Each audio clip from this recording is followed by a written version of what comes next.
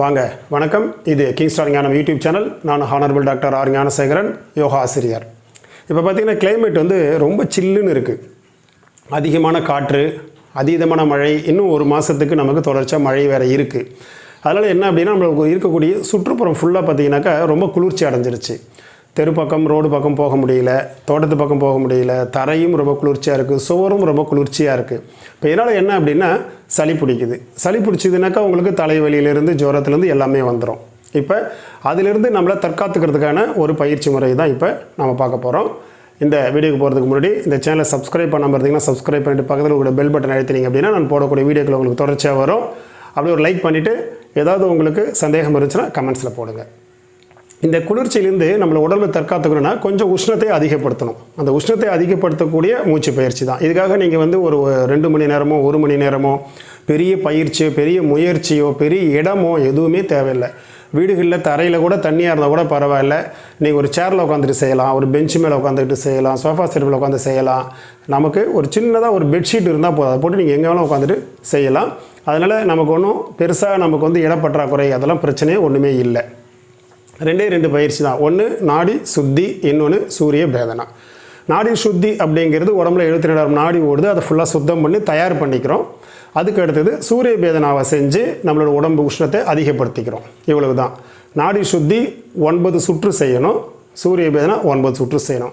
இதுக்கு முன்னே நான் நாடி சுத்தியை பற்றியும் சூரிய பேதனா பற்றியும் வீடியோ போட்டிருக்கேன்.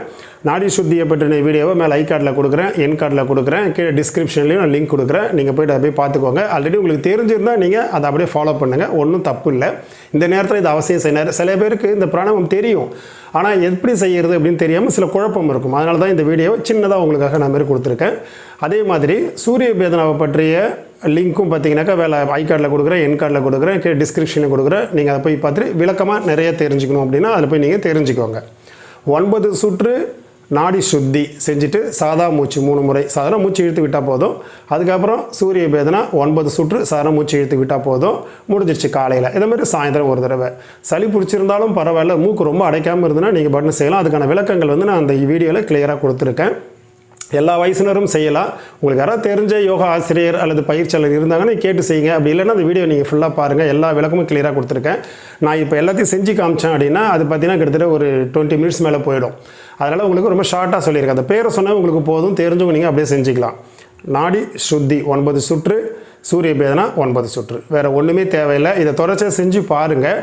உங்களுடைய இந்த உஷ்ணத்திலிருந்து உங்களுக்கு எப்படி உடம்பு உங்களுக்கு கதகதப்பாக வருது அப்படின்னு பாருங்கள். இந்த குளிர்ச்சியிலேருந்து உங்கள் உடம்பு எப்படி மீண்டு வருதுன்னு பாருங்கள். ஏன்னா நேற்று நான் யோகா கிளாஸில் அதை எடுத்தேன், எல்லாருக்குமே சொல்லிக் கொடுத்தேன். உடனடியாக எல்லாமே அங்கேயே ஸ்பாட்லேயே உங்களுக்கு ரிசல்ட் தெரியும் உடனே. அப்போவே பார்த்தீங்கன்னாக்கா எங்களுக்கு இந்த மாதிரி இருந்துச்சு, இன்றைக்கி ரொம்ப தலைவலியாக இருந்தது, சளி பிடிச்சிருந்தது, உடம்பு குளிர்ச்சியாக இருந்தது, வரும்போதே நான் ரொம்ப நடுக்கிட்டு வந்தேன், இப்போ எவ்வளோ நல்லா இருக்குது மாஸ்டர் அப்படின்னு சொன்னாங்க. நீங்களும் அந்த அனுபவத்தை ஈஸியாக பெறலாம். அந்த வீடியோவை நீங்கள் பார்த்துட்டு செஞ்சாலும் சரி, இல்லை உங்களுக்கு தெரிஞ்சாலும் பரவாயில்ல, இந்த பயிற்சியை செய்யுங்க. ஒரு 5 நாள் 6 நாள் செய்யுங்க போதும். அதுலேயே உங்களுக்கு நல்ல மாற்றம் தெரியும். தொடர்ச்சியாக செய்யணுங்கிற அவசியம் இல்லை, எல்லா வயதினரும் செய்யலாம்.